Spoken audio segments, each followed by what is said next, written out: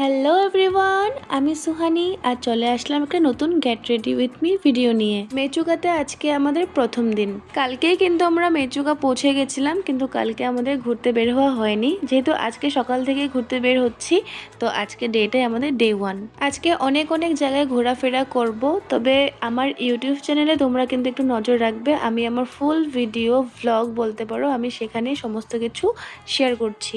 ভিডিওর কমেন্টে আমি লিংক দিয়ে দেবো, তোমরা সেখান থেকে চেক আউট করে নিতে পারো। বাড়ি থেকে আসার সময় একবারের জন্য ভাবিনি আমি এখানে এসে গেট রেডি উইথ মি করব। তবে আমার এই গেট রেডি উইথ মি করার একটাই কারণ, আগের ব্লগগুলোতে তোমাদের আমি বলেছি আমি বিরাটের সমস্ত জামা কাপড় নিয়ে এসেছি এখানে পরে ঘোরার জন্য। ইভেন কি বিরাটের জুতো পর্যন্ত আমি নিজে পরে এসেছি। সাথে তোমাদের এটাও বলেছিলাম যে আমি নিজেরও কিছু কাপড় নিয়ে এসেছিলাম, যেটা আমি মেচুকাতে পরে ঘুরবো।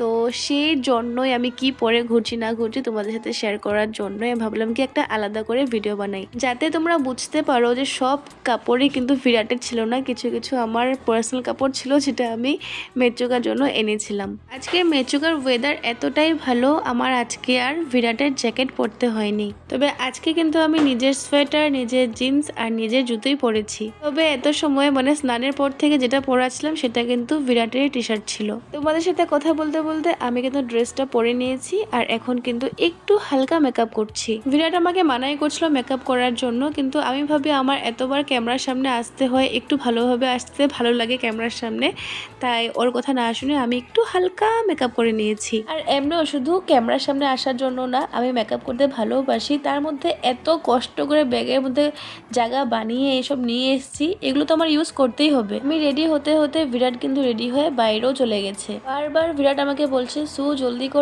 করো, আমাদের না হলে লেট হয়ে যাবে, অনেকগুলো জায়গা আমরা দেখতে পারবো না। কিন্তু আমি আর কার কথা শোনার মতো, আমি ভাবছি না, এত দূর যখন এসছি সুন্দর করে ভিডিও তোমাদের সাথে শেয়ার করতেই হবে। এখানে কিন্তু আমি পুরোপুরি রেডি হয়ে গেছি, মানে ড্রেস পরা হয়ে গেছে, জুতো পরা হয়ে গেছে, এখন একটু পারফিউম লাগিয়ে নিচ্ছি আর তার সাথে এই মাফলারটা আমি নিয়ে নিচ্ছি। তো এটাই হলো মেচুকার ডে 1 আর ডে 1 এর আউটফিট। তোমাদের কেমন লাগলো অবশ্যই তোমরা কমেন্ট করে বলবে।